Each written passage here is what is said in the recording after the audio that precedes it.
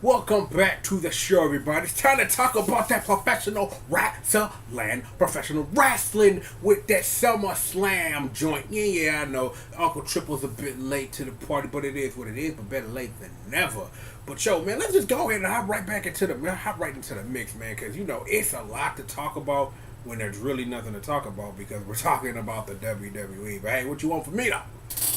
Oh, we like kickoff show. You know me, I don't really watch kickoff shows, and even though I did, like, before I got on the mic, I did go take a look at this stuff, and I'm looking at our opening match, and it's like, I am wondering what's going on here, because here's the thing. Here's my issue. Like, I don't know if this is an issue as much as it is that the build or whatever, me disagreeing or agreeing with it, is one of the people in this match, if I'm not mistaken, last month was just wrestling for the WWE World Heavyweight Championship. So, how do we go from wrestling for championship to opening match on kickoff show? Me no know. Here the thing is, given the result of the said match, which was people versus other people, is I don't know what they doing with boy Rusev. Rusev dance every day, but I wonder what it is, like, what do they have planned for the boy Andrade? You know what I'm saying? Like, what do they have planned? Like, I don't really think Zelina gonna really be getting in the mix for real in the ring anytime soon. Like, for real. I don't think that's what it's going to be. And Lana doing her thing, you know what I'm saying? But I don't know if she gonna be in title contention anytime soon, given what the SmackDown women's division really look like. But again, I look at this match, regardless of the result, and I look at Rusev was just wrestling for the championship a month ago. This is all I can do. This is all I can afford you, because I'm like, that's fucked up. And I'm just like, I don't know, like, what it was, because, like, the build to this was weird. Like, they sitting up here infighting with each other and stuff, and then, like, yo, man, this, and, you know what I'm saying, like, the Drama King, and I'm just kind of like, well, okay, fine. Whatever, it is what it is, and it's going to be what the hell it's going to be. Alright. 205 Live is in the building with Cedric Alexander and Drew Gulak. And I'm like, the match, like, when I watched it back, match was decent. You know what I'm saying? I like it. Like, the end was hot. The rest of the match was kind of like, it had to warm up. But, like, once they put in work, it was pretty decent. But it's like Cedric Alexander still got the win. But it's like, I don't really pay attention to 205 like that. And it's like, they don't even be featured on Raw like that because they over there in their own little world. And that's the end of that. So it's like, again, this is all I can do because I am not invested in 205 Live or the Cruiserweights in any way. So it's like, yay, Cedric Alexander, you won something. But it's like, for me, it's kind of like this. In other news, for the umpteenth billionth time, my boys, the Revival, get played with the B Team still the Raw Tag Team Champions. And it's kind of like, the match was decent. That finish was dumb.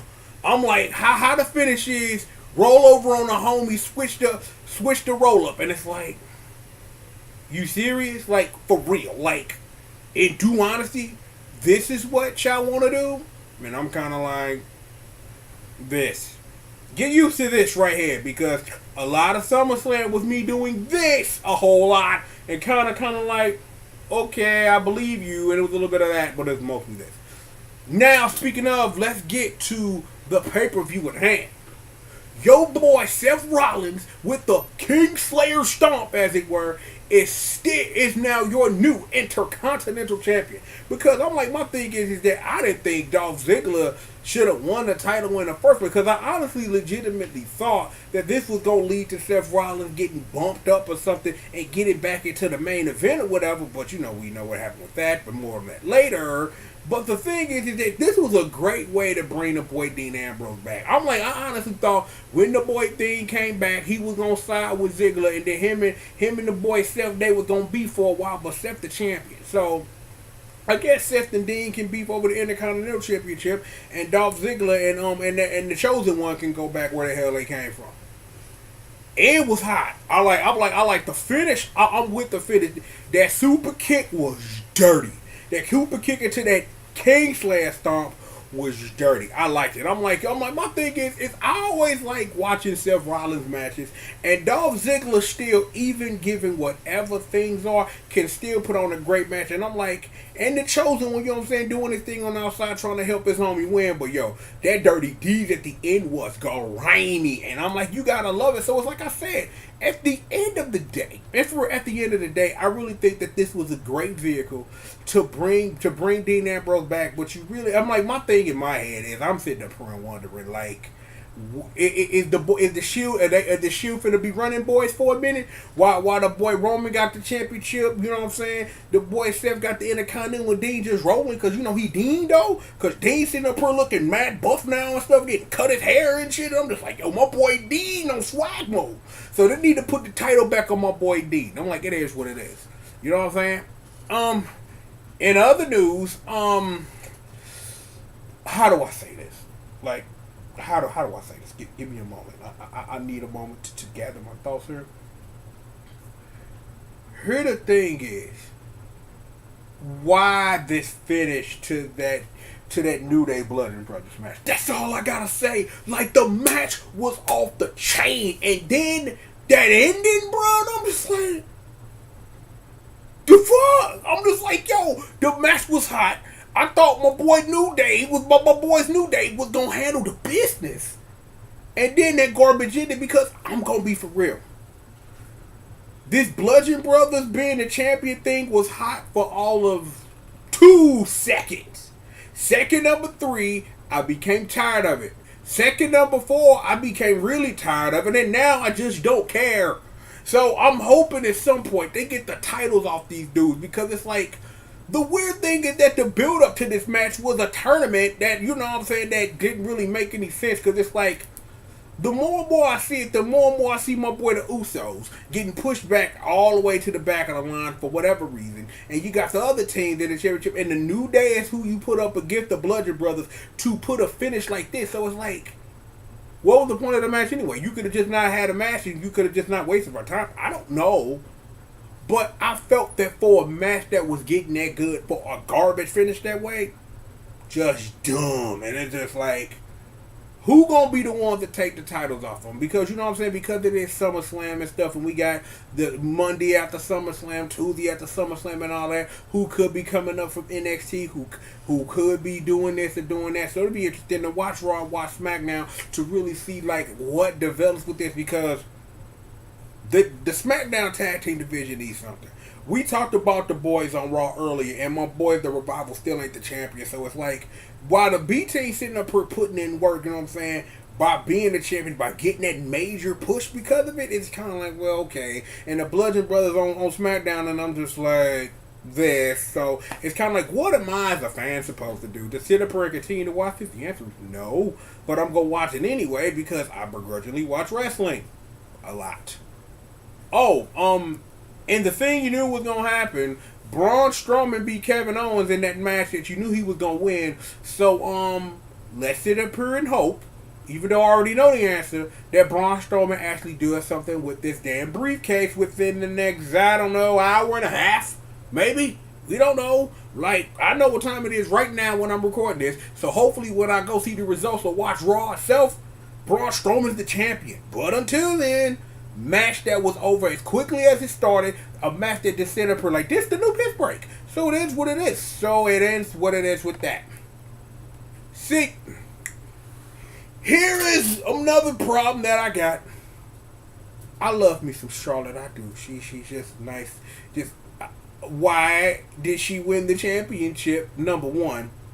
2, why was she inserted in this match in the first place when it was supposed to be Becky Lynch and Carmella? 3, where's my boo Asuka? 4, result of 3. 5, look at number 2. And 6, look at number 1. Because I'm like, what in the fuck? Like, the match was cool, but I'm sitting up here looking like, why was Charlotte in this match in the first place? I remember I talked about this a couple of months ago when Mella was money and she finally won it. When she finally won it, cashed in Mrs. Money in the Bank, and I thought that it was going to be a nice long build to get the title back on her. It's not. Charlotte Flair the champion. You want to know what though? I'm glad Becky Lynch turned heel because I want to see a heel Becky Lynch. Becky Lynch gonna be a straight fire monster. Just all that red hair all over the place, just going wild on fools. I want to see Becky Lynch break Charlotte Flair's arm. To disarm her by ripping her arm out the socket and beating her with it like Quan Chi in Mortal Kombat 4. That's what I want as a fan. So I'm like, my thing is that I get the whole point of number one. Sure, the Carmella Championship thing was just in the first place. It was good for all of 3 seconds. One more second longer than the Bludgeon Brothers being tag team champions for God knows how long. But then at some point that got grating. Then the boy James Ellsworth came back and it was like, okay, whatever. I'm still trying to figure out how in all of this mystically that Asuka's not even wrestling at SummerSlam, and it's just kind of like this. Let's talk for a minute, alright? One day I want to get on the mic and say Samoa Joe is a champion in the WWE. This match with AJ Styles was supposed to be something that I was supposed to look forward to. Because, in funny stuff, the only thing that this whole thing has been is the run back of the late great Eddie Guerrero and Rey Mysterio over Dominic on a pole match that you had to sit up here and climb a damn ladder for. I remember when I watched that whole feud, it was some of the most nonsensical ass bullshit ever. Like, how y'all having a wrestling match over a fucking kid? And I'm just like, whatever, it's wrestling. We lie, we cheat, we steal, and whatever. And okay. It's good sometimes when feuds get really personal, when you involve people's families. Here's the thing. Regardless of how this match ended, which was also one of those stupid finishes because of whatever, is Joe, this whole feud has been making this personal. And as much as I appreciate making it personal, you want to know what I appreciate more? The laughter that came out of me as Joe made this personal. For AJ Styles, just sitting up here shit talking a man's wife and kids. Like, I understand and know Samoa Joe's a motherfucking savage, and I get that. But this is savagery on a new level. Not saying that Joe ain't been savage before in his career, but it's like when you savage like this, and it's like and all I'm doing is laughing at this shit. I'm just like, I can't believe the shit that is coming out of Joe's mouth about this man's wife, and I'm just like. I'll sit here and think, like, there was a better way the two of you could have done it. There was a better way that this feud could have been booked. That you could have done anything other than talk about a man's wife, but that's what you gonna do, whatever. Match was decent, they killed each other, and then the end of it, and it was kind of like, no. I'm sitting up here because, see, here's the thing, though. Here's the thing. I appreciated about the end that Joe got a mic and said, Daddy's coming home to come bang that ass out. And I'm just like, Joe, you a savage, my nigga. And I'm just like, yeah, do that shit, right? But I'm just like, this is AJ Styles, right? See, I'm starting to get flashbacks from double nut shot disqualifications and shit. And I sit up here and wonder, like, is this just a stall tactic because y'all don't have anyone safe to put the championship on? So it's best to put it on someone who is the champion and not do that? But then y'all tried it before with some dude who is not even wrestling any damn more, getting power slammed by Braun Strowman the last time I checked. So it's kind of like, I don't know. I don't get it. I'm like, I appreciated this match for everything that it was, but I am starting to legitimately wonder, is this really because they are scared to book somebody else to be the champion that it's not AJ Styles? That AJ Styles, at this point, because he is one of the best wrestlers in the world, he's starting to become SmackDown Live safety zone. That as long as we put the championship on him and send fools against him and book him and not book them to be champions, but get AJ a chance to look good, I like that.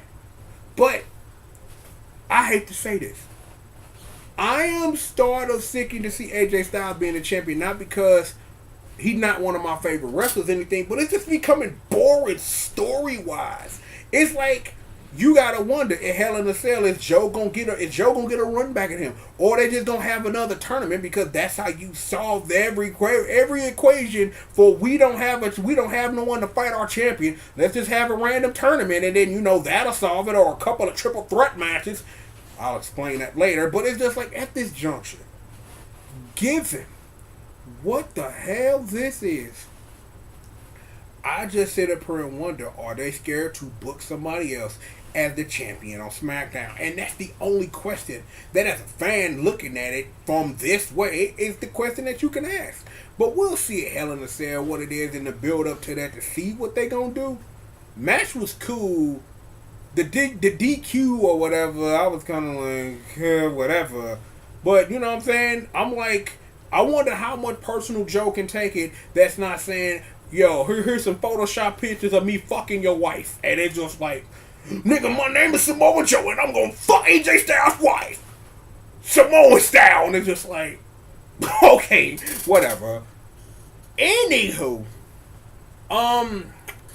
yeah, some things happen in between. The Bellas were on here at some point talking about Evolution and not saying anything at all. At some point, Elias tried to play something and his guitar broke. And at some point, the Miz and the Mr. Rogers, and they shitting on their homie or whatever, or your ex-homie or whatever.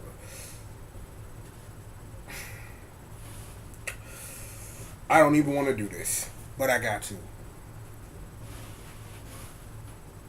All that for brass knuckles? Are you fucking serious? This is the one match I was looking forward to in the Miz and Daniel Bryan. Your answer to this question: brass knuckles from Maurice. That's your answer? Throwback Miz shit.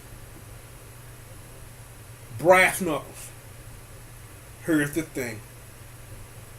Number one, we knew this is what was going to happen when Team Hell No lost against the Bludgeon Brothers. We knew this was the build-up to this. Number two, I can already see it, and if you thinking as logically as I am, you can see it too. Daniel Bryan gonna whoop the Miz ass at WrestleMania. It's the thing that makes sense, right? Why cash in on this now to then to have a whole bunch of rubber matches and things for them to do in the meantime? For what? For Daniel Bryan to get the run back at WrestleMania and destroy the Miz or something? Is this a setup for Evolution with whatever Bella he's married to and this vegan shit? I don't know. Here's what I do understand. This match was hot until motherfucking brass knuckles, and I'm just like, the fuck? Like, I'm watching this and I'm like, yo, like, I've been waiting for this match forever, it seems, and everything was going good. And then the Miz do what the Miz do, and hit him with some brass knuckles. And I'm sitting up here like, the fuck? Why? Just what sense did this make at all for you to do this when the answer to your question was you should have just waited to WrestleMania? Oh, excuse me. You should have just waited to WrestleMania for the full cash in on all of this so they can move on. Because now what this is going to turn to is rubber matches every now and then you somehow have to wrap the circle back around for the two of them to wrestle at WrestleMania. So I don't know what that means. You put a championship on one of them? What do you do to get this to its logical point? Because what's going to happen? The Miz gonna keep shitting on Daniel Bryan from a holy height, because that's what was happening the whole build up to this thing. You know, kicking babies and shit. Something, I don't know. Let me think about this for a second. Hide and right, bitch, because, you know, we kicking babies or whatever. And I'm just like, okay, I get this, but I don't get it. Like, you could have saved this. This could have been completely and utterly saved, but they cashed on it this soon. And for the finish to be that, and you already know it's going to be a run back, could have saved my time. But the match was hot, and that's all I can really admit. There was this dude named Baron Corbin I used to really like. Then he cut his hair, became a constable or some shit, and now he's up here getting his ass whooped by the Demon on a pay-per-view because Stephanie said to do it. Well, that's more in a reference to Baron Corbin. I don't even want to talk about this. The interest for the Demon was longer than the damn match, and I'm just like, D-Folk? Again, I don't really get this. It's like this whole build has been done. They've been wrestling like every week on Raw for like weeks now, and it's just like, I need to go urinate, and it's just like, okay, whatever. You know what I'm saying? It is what it is. Yeah. My boy Shinsuke Nakamura, United States champion he is. Jeff Hardy wrestling again. Something about hitting people in the nuts. Something about Randy Orton being a rapist. I don't know. I watched this match and don't even understand what the fuck was happening. I didn't understand the build of Randy Orton coming out every time Shinsuke Nakamura whooped Jeff Hardy's ass to stomp him in the balls. I don't get none of this shit. I'm not gonna pretend to. Shinsuke Nakamura is still United States champion, but I'm not as invested in it as I should be. As one of my favorite wrestlers in the world is the United States champion, but I don't get this whole Randy Orton just walking in the side like, I'm gonna rape you, bitch. And it's just like, whatever, I guess. I don't know. Oh, that thing you knew was gonna happen? Ronda Rousey sat up here and molested Alexa Bliss in the ring. That's like broke arm, did all this stuff, and now she's the champion. So how you gonna book this? This happened a lot quicker than I thought it was. This is the question. As I just said, how do you book Ronda Rousey as a champion? How? This should be interesting. It's like, you know what I'm saying? Like, we all remember when Ronda Rousey got in that UFC ring and got that ass destroyed by Chris Cyborg. So it ain't like Ronda Rousey don't know how to take no L. But how in the world of the WWE do you book Ronda Rousey as a champion? That's the only question I came out the match with. It's like, because you really gotta sit up and legitimately think like what they trying to do with Ronda. Like, if you really think that this is a division that you gonna build around her, is that you really gotta sit up and believe and make it believable that can't nobody fuck with her. Is that I really think that this is a real opportunity, like for my boot and Moon and things like that, to really start on the come up or whatever. I'm like, my thing was in the first place, Sasha should have been champion at some point during this whole Alexa Bliss, Nia Jax thing or something. I don't know, and her and Bayley or Leslie buddies or some shit. I don't fucking get the rest of this. I do not know. Makes no sense to me. But I want to sit up here and I want to really see, as I sit up here and straighten out, I'm getting a little sulky in my chair, of trying to figure out how they going to book Ronda Rousey as a champion. Because this is something I'm going to watch real close. Because this could go really good or go really, really bad quick. And bad in a bad way, not bad in a good way. I'm just putting that out there. So I'm just saying, like, Ronda Rousey went out there and whooped this girl ass. Literally whooped that ass. So it's going to be interesting to see, like I say, and I repeat it, like, how are they going to book her as a champion as how WWE book shit? And it's like, more questions than answers, man. More questions than answers.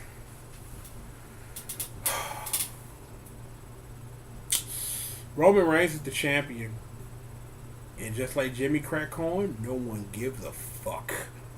And here's the thing, that's not Roman Reigns' fault. Hell, it ain't Brock Lesnar's fault that he want to go home and not watch the damn program that he's the fucking champion of. This is booking's fault. Here's the thing. Why was he the champion in the first place? That's the question. Why was he booked to be the champion this long and couldn't nobody fuck with him?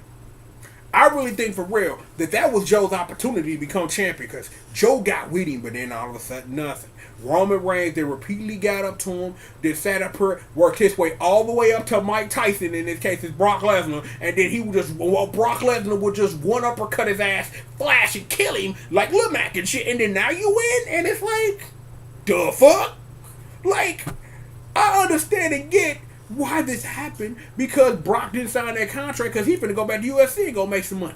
So he good. You can be the champion. My thing is that I'm like, I kind of sat up here and wondered, were they really gonna let Brock be both the WWE and sit up here and walk around with that title and be the UFC champion?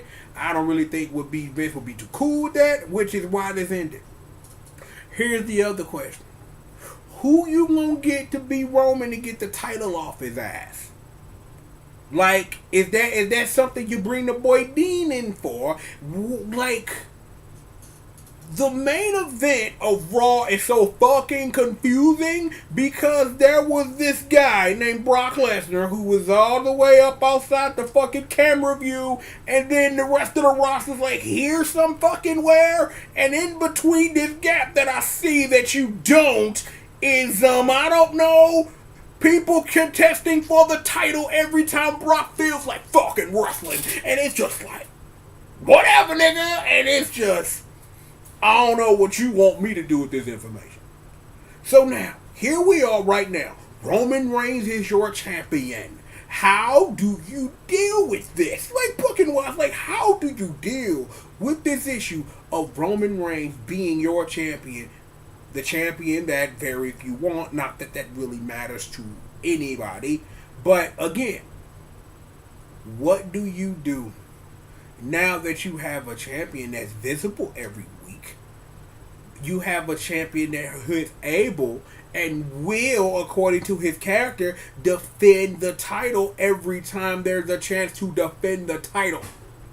See, when Brock was all the way up here off camera, you had a problem, not even down here, but way offside the other camera, of what you do in the meantime when Brock Lesnar don't feel like wrestling. Like, for example, like, remember when Bobby Lashley beat Roman Reigns and that shit didn't matter? I could name more examples, but we'll be here all fucking night. Here's the thing. What do you do with this?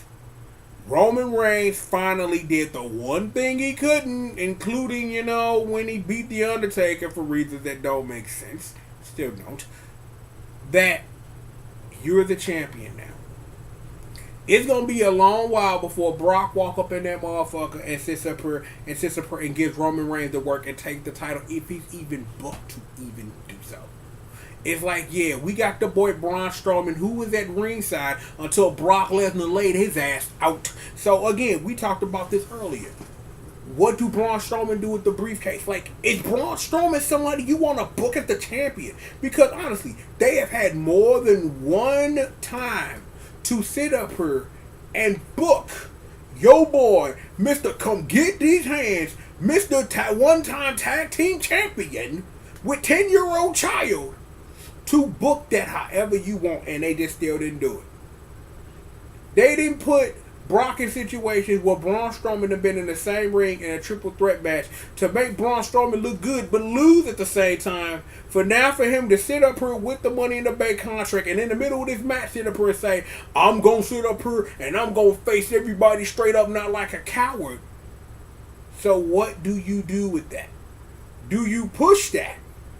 Do you sit up here and you feed Braun Strowman a Roman Reigns, which is a weird thing to say that is a possibility because, damn it, this is the WWE. Lots of questions and no answers. So this should be fun to figure out, like, how the hell we gonna get some damn answers. But we'll see. But yo, I'd like to thank y'all, man, for joining me for another one, man. We got more show. There's a lot of catching up to do, man, and we got little time to catch up. But I'm gonna get everything I can to get you guys caught up and got some more stuff too. But like I said, we've got more show for you. Sit down, sit back, stay tuned, Team GRF. We got every single thing you need for everything that you indeed need. So, with all of that being said, we will be right back after these commercial messages. Oh no. Oh no. I sat up here and used all of my energy talking about wrestling. I can't even laugh. Let's try that again. Now that's how you do it. More show after these commercial messages.